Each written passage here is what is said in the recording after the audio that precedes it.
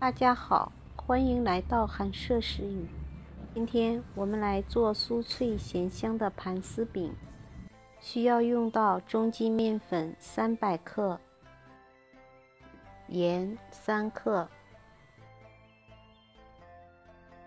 温水95毫升、室温水95毫升，分次加入，和成适中的面团。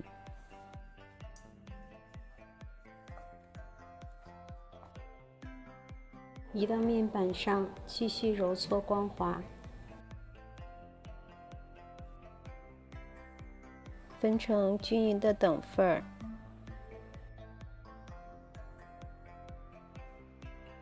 揉搓整理一下，摆入容器中，盖上保鲜膜，静置30分钟。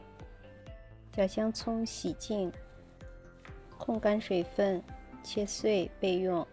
铺一个静置好的面团，擀成均匀的长方形。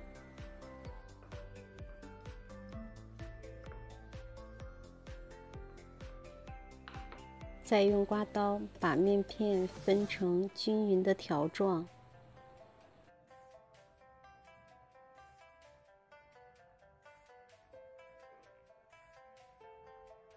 全部完成后，先在面片上均匀地刷上一层油，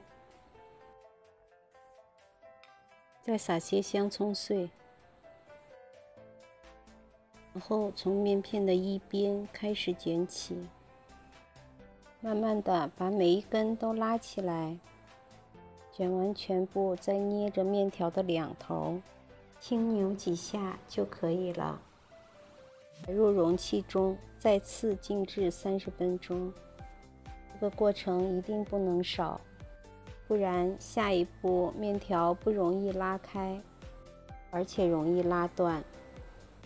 现在拿出一个静置好的面条，先从面条的一头开始，一边拉面一边卷面，卷到面条的中间位置，再从面条的另一头开始，一边拉面一边卷面，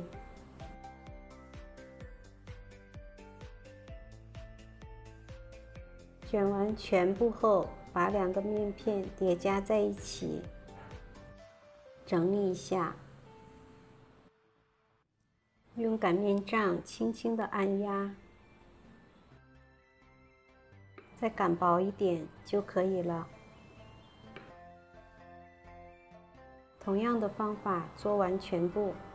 煎饼铛预热刷油，摆入饼坯，用中火，每隔2-3分钟翻面一次，到饼坯表面金黄。这个过程大概需要12分钟。这样酥脆咸香的盘丝饼就做好了。谢谢观看，我们下期再见。